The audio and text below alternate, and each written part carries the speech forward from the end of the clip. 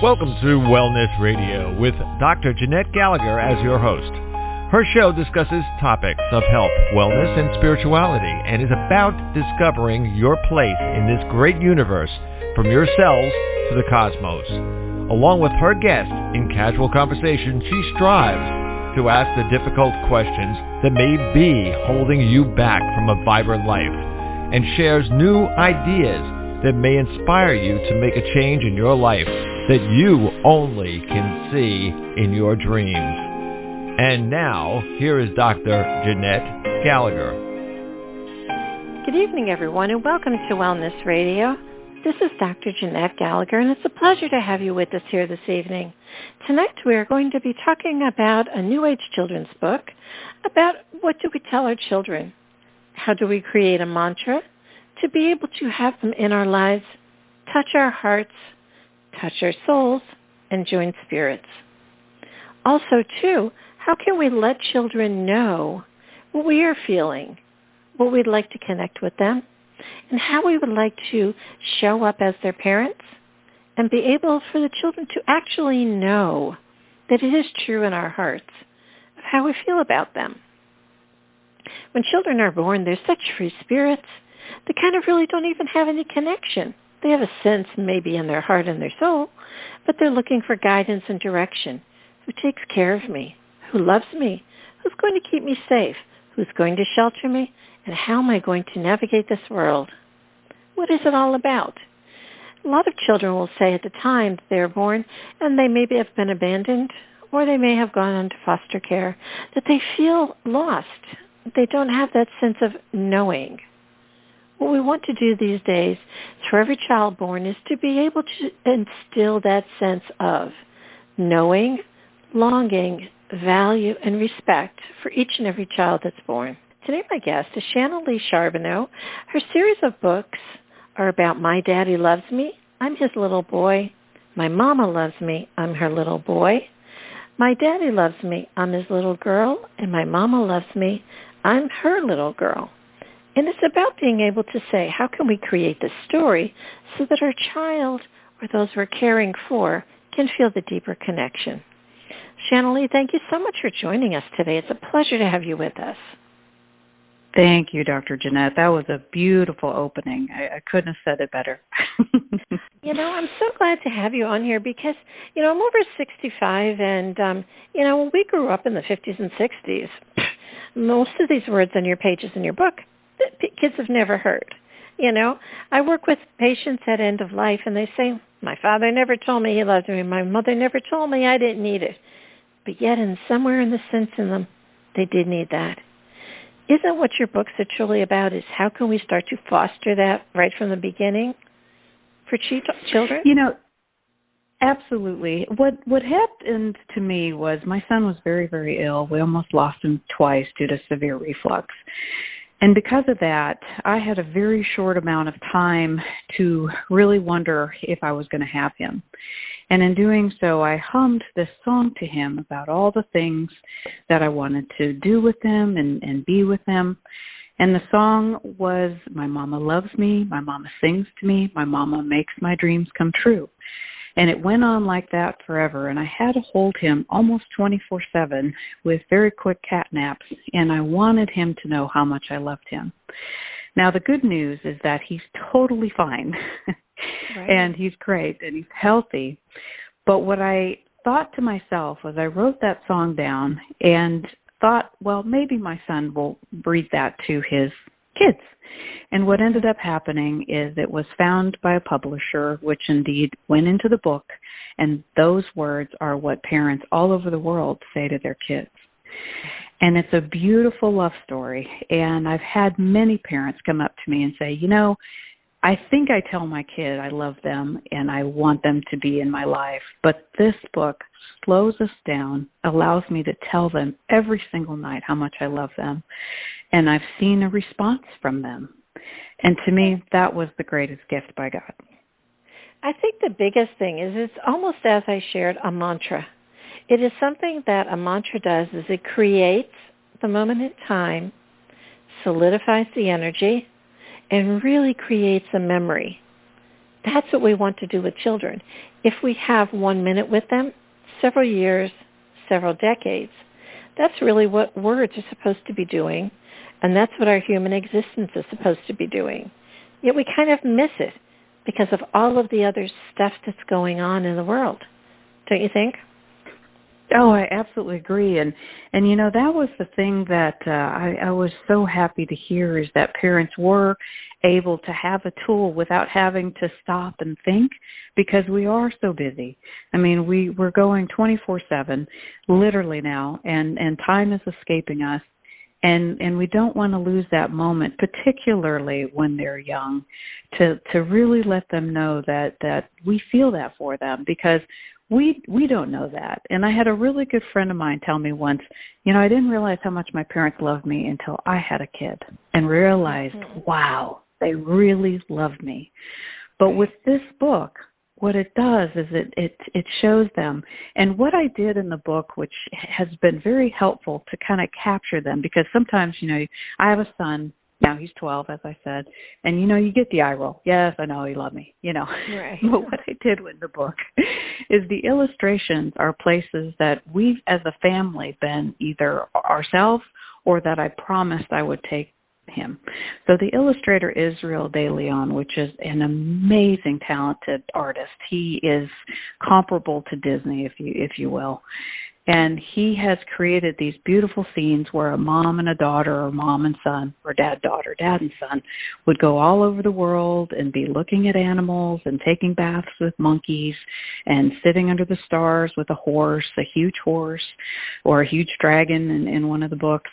And it makes the kids sit and focus on the picture while you're telling them that you love them and that you're here for them and that you want them to have this beautiful life.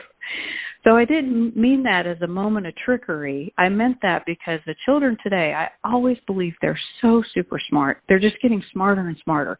And by putting those amazing illustrations that are truly historic, a lot of them I really did a lot of research on to make sure they were valid, some in Egypt, etc. And it allows them to absorb all that. And they do, and they're fast with it. But you know what I also found, too, in your book, Shanalee, is that when I was looking at the illustrations, I would see something on one page, and then I kind of pass it by, and then, you know, this is about 2 weeks ago I looked at the books, and then I picked them up again today, and I saw something totally different. You know, just as I read to my grandchildren, you know, we look at the books, and they will point out something to me. And they will point at something and say, this is what that is. This is a hat, or this is an animal, or look at the map on the floor, or look at the sun in the sky. But then when you read it again, they will find something different. In other words, your illustrations are very detailed. There's a lot of things that you can capture many different times of reading the book, so they wouldn't get tired of it, right? Yeah, thank you for that. And Israel, he was a blessing. And when we started this project, we went through the book over and over and over again. And we did. Because of that, you know, I'd always go back to him and say, you know, more eyes of cute little raccoons in the forest, and these color of birds, and this type of birds, and these paintings on the teepees. And that poor guy, and he hung in there all the time. He would not give up. And I appreciate that, and I do hear that from parents, and in fact, one parent told me, she said, don't take this the wrong way, but we really try to hide the book at this point because it just won't stop. She laughed and said, it's because they find something new every time. It never ends. And that is a testament to, you know, really wanting to promote the fact that kids are highly intelligent. They're so quick, and I didn't want to produce something that was kind of two-dimensional. I wanted something really deep, something that they could always find something in and try to figure it out. And there are a lot of hidden meanings in those books, and that's what's so great. Also, too, I think the idea is that sometimes parents will say, you know, after a child has a problem at the hospital or at school, or maybe within the family or whatever, you'll start to say, well, don't you remember, but your mother loves you. You know what I mean? And it's almost as if it's a secondary thought, or it's a justification, or it's a because kind of idea. Really, truly what your book is about setting the emotions in motion right from the get-go, before all the judgment, the challenges, and all of these other things that come along in our lives tend to cloud the picture. So in essence, a child could hear that in their memory playing over and over, just as you shared, how you used to sing to your child. And that would play over and over, and that would be almost like a background chorus, so to speak. In other words, if they go out and they fall and they get hurt, or they go out and they are not nice to somebody else, or if they go out and someone's not nice to them, it's not playing it with the but, I love you but, I love you why, or I love you because, or I have to hurry up and love you. Because you already set it in motion as the basis, this is golden and this is true. Isn't that what you wanted to cement in your child's life? Oh, absolutely. And what's funny is that the book, I really didn't know. I knew it was a picture book. I didn't know what the audience would be other than young kids. And very quickly, the younger children the moms would buy it. And then, it was like, well, let's not ignore the dads. And that's why we continued with the series.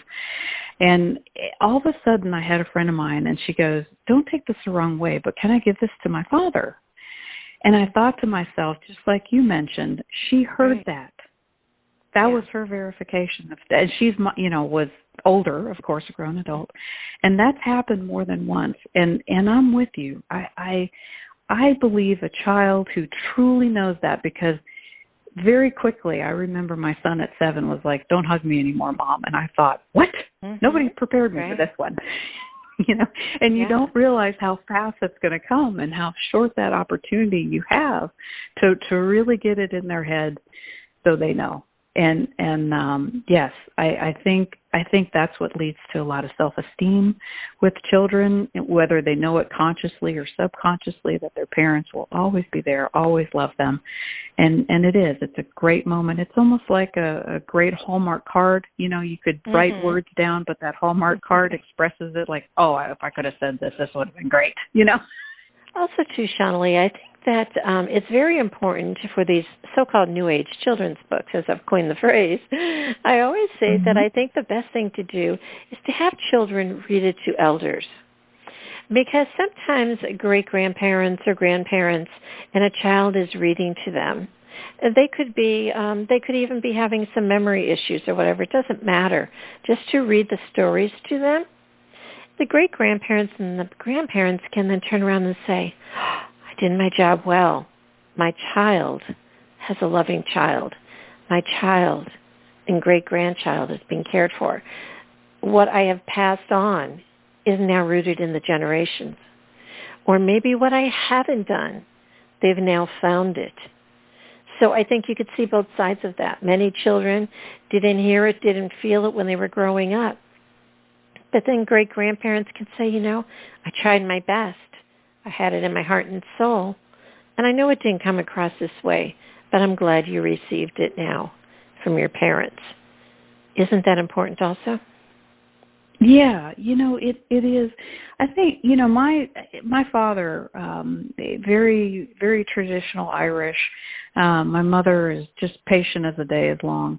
And there was a lot of traditions and stuff. And it wasn't until I hit, I want to say my late 40s, I'm in my 50s now, and he started to kiss me on the lips. And I remember thinking, what? Where did this come from? And it is true. I think, being raised in the 60s and 70s, it just wasn't a moment to always say. And I never thought I felt cheated, but on the other hand, to feel that love as a child, where my father has kind of released that need to, be concerned about, maybe hugging me too long or saying too many things or, having me roll my eyes. And it is very important. And, another thing you did touch upon too was I had a friend of mine who she had said that her granddaughter was a little older for the book, maybe like 10 or 11, I believe it was. Not to say the book has an age, but and she said her granddaughter always had trouble reading, and she picked this book up And she read the whole thing over and over again because it has this sing-songy type thing. And they were stunned. They didn't know what to do because they had been struggling. And that book was the start of her having the ability to read. Now, I'm not a professional, so I can't tell you if it was just what I was saying or the fact that it had a rhyme to it or what have you. But it was very powerful to her, and my friend, who is the grandmother, could not have been happy that was the message she received, Right. I think that's so vitally important because once you can seat your soul and your spirit inside of your heart, that's when life can go on. And really, everything what we're guaranteed is just the next breath. So everything else is a gift. So when you can receive that gift, that you can feel safe and okay in that moment in time, that's what your books really deliver, is a sense of safety, don't you think? Yes, and I'm totally with you. I think that it took me a long time to kind of realize, I went out, I did a great career, got a degree in mathematics of all things, started helping physicians with healthcare at the time, way back when. And I always told people I could manage 35 people, but once I had my son, I had no clue what I was doing. And even though it was a gift to manage those 35 people and make sure their lives were happy and they felt secure within the workplace, to hold that child and to have family that you realize, and that was one thing my parents were always good about. They were solid. They weren't going anywhere. And seeing kids struggle and not have that message, whether it could be sadly a divorce or a separation or whatever it is. And I've seen parents successfully do that, where they might not be together, but that child knows for sure, my mom loved me, my dad loved me, something didn't work out, it's okay. And that's amazing. And you are correct. And I think what's great about my journey and the book, what the book has provided, is that I went through all this stuff to do something in the world and realize it got back to love.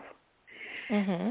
That was almost difficult. That was almost difficult for me because I was such a mind person, a mental person. I can figure out the problem. I can solve it. I can logically, and that's not what made my life full in the end.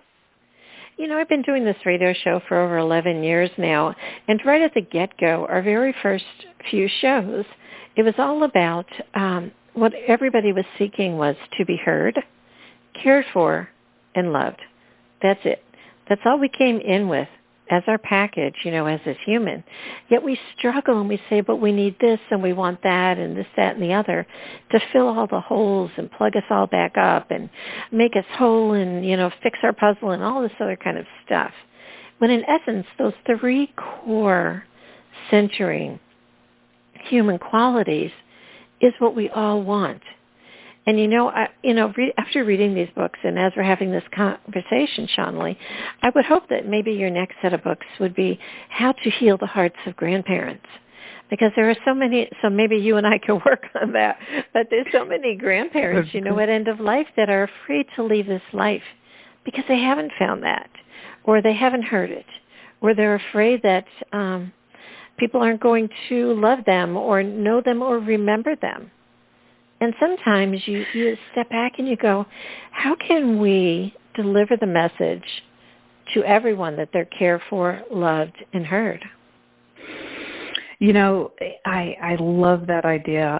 We are coming out with the grandparent series, but you've kind of added another dimension to it that I never thought about. Grandparents in my life were really important, particularly for my grandmothers. I'm not sure why I got so close to them.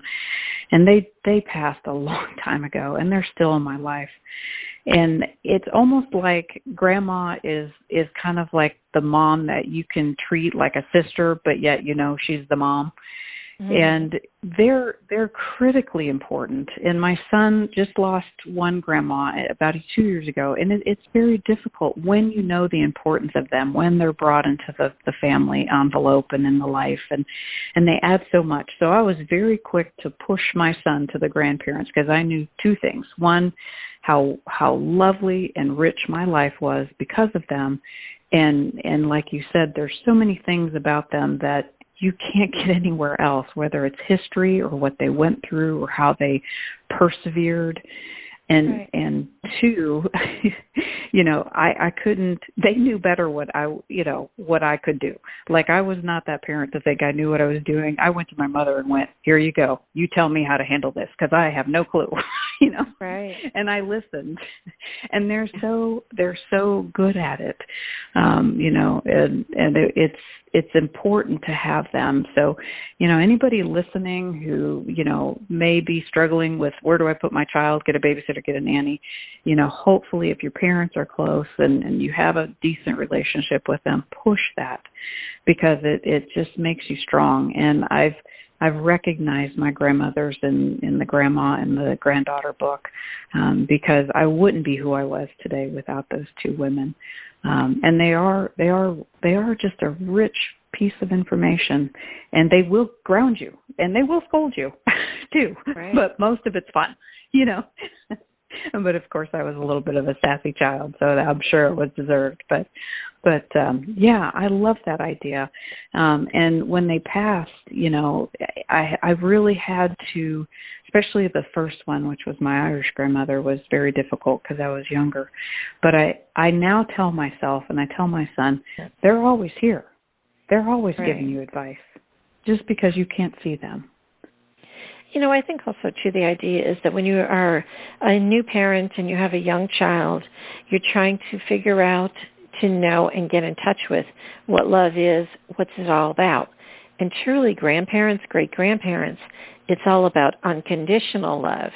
In other words, your great-grandparent just shows up and the love is there. There aren't any other rules about it. So it's almost as if it comes full circle. You're trying to find out what it is, but really you don't need to find out what it is. You just have to feel it, because it is there already. And that's where our great-grandparents and grandparents remind us, even when we're in the struggles of being a young parent, yes? Yeah, and it really is something else. It was amazing, even when I was pregnant with my son, and I needed both my mother-in-law and my mother at the time. I mean, they literally had to move in for us to keep him alive and to keep me awake enough to care for him. And when they walked in the door, I was stunned. I saw them in a totally different light. I had my son at 41. So, it wasn't like I was a young mom scared. I just was scared of having the first one and doing it correctly, and tried to do everything right, is what you say in the first one. The second one, you're like, everything's going to be fine, I'm sure. Right. When they walked in the door, it was as if, sunglasses had been lifted off my eyes. And it was like they were in a moment of, just like you said, support and love. We're going to get through this. This is what we know how to do, and just stay calm, and we're good. And it was like they were just great love warriors, if you could use a term to it, where we were going to get through this. Where I, inside, as a mature person, was just beside myself. Again, handled a lot of things in life, but this one I wasn't skilled to do. And I think coming together of families, I think if we could see the beauty in that, I think a lot of us would probably feel a little more secure in knowing where we stand.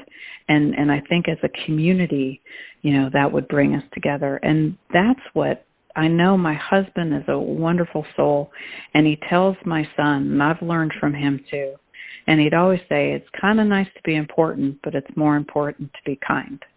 Right. And I have seen people react so positively to my husband, and I've changed in the years being married to him, that when you stop and you just ask people anything, how's your day? What's going on? Are you doing okay? You may not even know the person. It may be the guy who's going to come fix your dishwasher. It doesn't matter. Mm-hmm.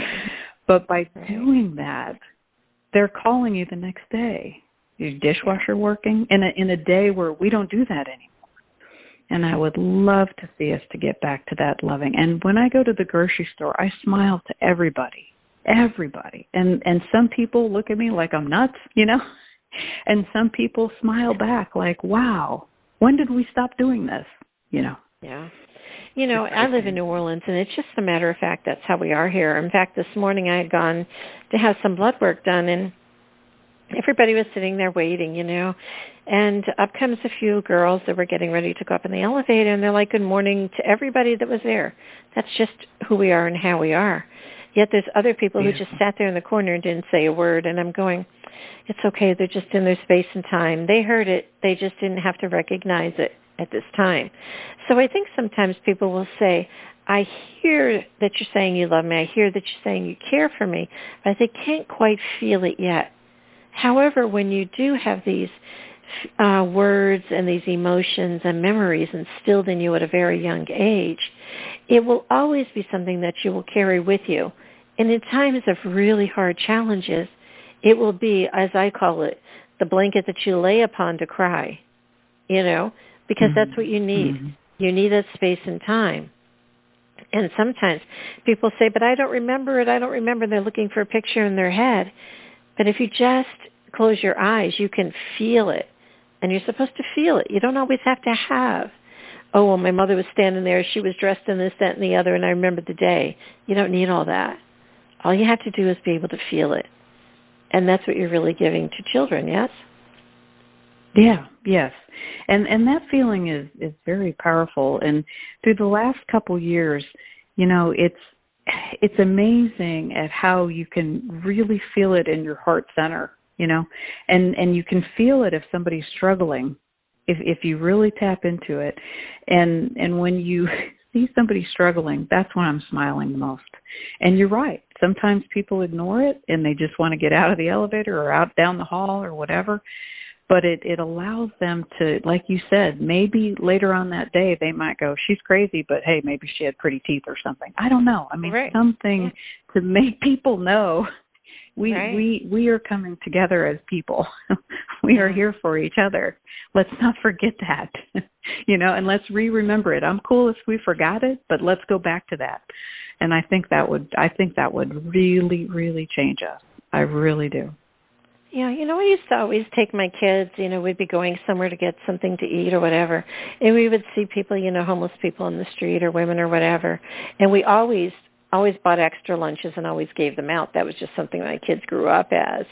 And all of my kids are now all in public service or physicians and mental health people and everything, so we're all kind of that kind of sense, carry it forward, you know. And I think that you instill that in your children by your actions. You instill it by your own grace. And you also instill it by the unspoken word. Because sometimes they don't always need to have a word. They just need to have a moment. And that moment is all you really need. Do you think? Yes, and you know, the one thing that I'd like to kind of do a positive challenge on with people is that when, you know, coming from a very corporate world, I hope to think I was a nice person, but nowhere near how my husband has the ability to touch people. And when you start to touch people, you know, your first reaction in the corporate mind is, okay, I've got to help myself. And when I've learned to switch that and say, I want to help other people, all of a sudden, whether you want it or not, things start coming back to you quicker and more positive. Yeah. And it's a great challenge to just test it. Just be kind to one person, and something that you feel that is not related. It could be like, oh my gosh, I can't find a good plumber, he's not showing up or whatever. Be nice to the UPS guy, and then all of a sudden, and I've tested this to a point where I don't even test it anymore. I just keep going. You know, The next day you'll get a call from the plumbing company, and they're like, hey, some guy had an opening. It just, you know, even though we're booked 3 months, this person can. That stuff is so powerful, and I don't know if people realize that goes on, but it's why I always say I think God has blessed me in my life, because I've watched my husband be so good to people, and just things fall out of the weirdest things fall out of the sky at the right opportune moment. You can call it karma, you can call it love, you can call it God, whatever makes you comfortable and what you want to call it, but it's all connected. And the minute you see it, you don't stop it, because it's really wonderful. You know, it's interesting because, you know, myself and my family, the kids and all, we don't even think. It's so innate in us that it doesn't even show up to, oh, should we go do this or let's go do that. It's almost as if it just happens. I don't know. It just is, you know. And I had met someone, and they were like, they sat down and they ate their meal, and I asked them something. They said, I'm eating my meal. And I said, did you save any for to share with the dog, right? It's my meal. And I'm going, did you ever have to share in your life? And they said, no. And this was an elder person in their 70s, and they never had to share in their life. Wow. And I just stepped back. And I said, it's not my job to share. It's not my job to change them. It's not my job to provoke them. It is my job just to be me. And I think that's important too. Because sometimes we see this in the world and we want to change it. Sometimes we just need to be who we are in our own space and time. And eventually those people will it'll be whatever it's going to be for them too. You know, because there are so many people hurting right now. There's a lot of people that are open and willing to receive. And those are the ones we really, truly want to reach. Not the ones that are just not open or willing to receive right now. There can be bystanders and they can watch and they can experience and they could see. But it isn't our job to change them. It is our job to be who we are. And that's what your children's books really do too, is about be who you are. This is who I am. This is what I'm about. I love you, and I may fail. I may be a mother who I might love you when you're 2 and 3 years old, but then I might have to give you up. I might be a mother when you're 10 or 20. You might have to go off to addiction therapy, or I might be a mother who maybe you get sick and you do leave us early. So you have to understand that it's truly not about that. It's about being who you are and doing the best in every moment. That's what we really, truly want to close with today, do you think? Absolutely, and I love that. You know, life happens, and it comes at you quickly, and you do have to zig and zag, and sometimes those zig and zags are really painful, and I know that. And I think one of the most precious relationships is the one with the people, you know, whether it's your child or your parents or your grandparents or even the neighbor. And I believe honoring that. And you are correct. Sometimes, you know, just being still, if somebody doesn't respond, you know, I've conditioned myself to realize it's not my right to respond back because you don't know what they're going through.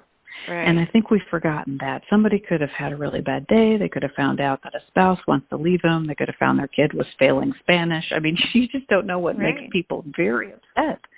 And when you love somebody to a point where you say, you know what, it's okay. I smiled at you. I'm here for you. And later, here's what I always found out when I really started implementing that love in my life is that people would come back to me and say, oh, man, okay, so here's the deal. You know, this kid ended up going after my daughter, and I didn't like it, whatever. 99% of the time, it's never you. It's not about you. Right. So the reaction is not about you. And so you're right, to stay still and to still stay in love, and that makes the story beautiful. That makes a story beautiful. It doesn't matter what you're going through because we're in it together. We forgot that. We're in it together, and we can get through it together. And also in closing, I think when you're reading a book to a child and you're saying, my mama loves me, and you think it's between you and your child, you're still hearing, if you have implanted that memory and that mantra within your own memory, you're also hearing that your own mother loves you too. Yes? Yes. And that's powerful. And, you know, one of the greatest things that, you know, I tell my husband all the time, I think I can die now because I've had parents pick the book up with their kid running around the bookstore and get to page 3 and literally start sobbing. Men, grown men, big men, you know, men that you would expect to start sobbing. And I think the beauty of this is that it does say those words that we really feel. And we really want them to know. And they are just that powerful. And for those who don't have kids yet, if and when you do, you will know what we're talking about, because that love is so strong. And I think in a way, by loving some child or person unconditionally makes you realize the beauty in everybody else. And that's the dream. I think also, too, even if you don't have children, it's a book that you could read to your parents as elders, because then you can also have that deeper connection. In other words, this goes all kinds of ways. It could be anyone. You can interchange the words if you need to, whatever you need to do. If you're reading to your own mother and she's 80 years old, don't you think that connection truly is something that will be a lifelong memory? Yes. And that's very, I'm trying to fight back the tears here because now I'm having visions of my grandmothers and stuff like that. But to be able to, that's why it was such a shock too when I had older people start to purchase the book and send it to their parents or their elderly parents or what have you, is to almost reverse that, what we've been discussing, that relationship, right. To say, I love you. I know you love me. I love you back. I am here for you. And that would be such a beautiful moment. I mean, I told my grandmothers that I love them dearly, but I didn't have this book to tell them that I knew that they had done all these things for me. And that would be a beautiful moment.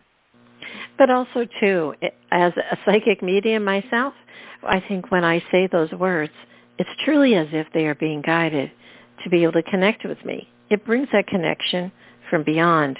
And sometimes when we want to call in our ancestors or call in our loved ones who have passed, just by speaking the words, we can call in their energy source, and you can always feel it. So I think that's really a great gift for all ages, your books, yes? Yeah, I don't say this on too many interviews, but you hit on it. When I was singing this song to my son, it took a while for me to admit that I felt like the words came from someone in the room. Right.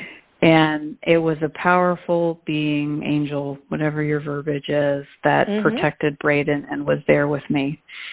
And when the moment arises, I admit that it was like a radio going on in the background, and I kept humming these phrases over and over again until I almost got, till I got them all down. So one night I would sing the first phrase, which would be one of the pages in the book, and then I would sing, the others, and then the others, and then I'd keep repeating them until I got up to the number of songs, the song itself. So I absolutely believe that. And to me, confirmation that these words are not really from me was the fact that how the book became successful. I mean, in 90 days, it went all over the world. It's won 5 medals. It's unbelievable. To me, human beings cannot do that well. You know what I mean? I mean, they could do well, but with a force or a spirit or an angel protecting what you did, to me, that's only confirmation that it came totally from a higher power, just through me. That's all. Well, I see angels all the time, so there was your message for you today. Thank you. Nice. Well, Shanalee, it was such a pleasure to have you with us here today. Can you share with our listeners how to find out more information about your work? Yes, if you go to, I know it's being sold on Amazon, Barnes & Noble. I know my name is hard to spell, so if you just type in My Mama Loves Me or My Daddy Loves Me, it should come up no problem. Each book is separate. I started off doing the My Mama Loves Me, I'm Her Little Boy book, thinking that was it. Then I had Moms with Daughters, so that's hence the reason why I did the daughter book. And then the fathers complained, but the grandmothers, those are awesome people. They were on the stick right away saying, you better come out with grandmas. So that's coming. Right. But Barnes & Noble, Amazon, all the major places. I know stocks are low. I just picked up a new publisher, Words Matter Publishing. Love the name. Very, very fantastic publisher that's in for doing good for people. And so stocks are low, but very quickly you'll see stocks rise. But they are out even in Target and Walmart, I think, online. And your website? Is you can type in ShanaleeSharboneau.com or the Shanalee, SHANALEE. That's easier. .com. Very good. Well, Shanalee, it was such a pleasure to have you with us. We thank you so much for joining us and for helping instill memories into children so that they can be able to help others going forward. Just as I have that innate ability, when you're bringing that into your child, they too will go out and be those that can help share their light with others, yes? Thank you. Thank you, Dr. Jeanette. It's been wonderful. Thank you for this moment. If you'd like to find out more information about Shanalee Sharboneau, again, her books are My Mama Loves Me, I'm Her Little Boy, My Daddy Loves Me, I'm His Little Girl, and My Daddy Loves Me, I'm His Little Boy. Please do click on the link on the bottom of today's show page for more information. And it is about being able to be honest, to be okay with the words, and to be able to instill an emotion and a feeling. And don't worry if you're doing it right, or if you're doing it wrong, or if it brings up triggers in your own being. It's all about being able to say, I have a deep connection with another soul in this lifetime, and isn't it going to be a wonderful day? If you're struggling, please ask for help. Check out my website on the bottom of today's show page. It's all about guidance along a soul journey. And do check out Shanalee's books. And please read them to your elders and be able to share them around all generations. It's about everyone knowing that they're loved, cared for, and heard. Thank you so much for joining us today. This is Dr. Jeanette Gallagher, and until tomorrow, have a wonderful day. Today we discussed many life-changing concepts. Who do you turn to, and how do you know what is best when faced with a health crisis? Dr. Jeanette is a patient advocate. She listens to the patient, the doctors, and the family, clarifies the health issues and concerns, then helps the patient make the best choices going forward. If you would like help implementing change into your life and health, we can talk and see where you are stuck and how to improve the quality of your life. Check the link on the bottom of today's show page or visit drjeanettegallagher.com to schedule a phone appointment today.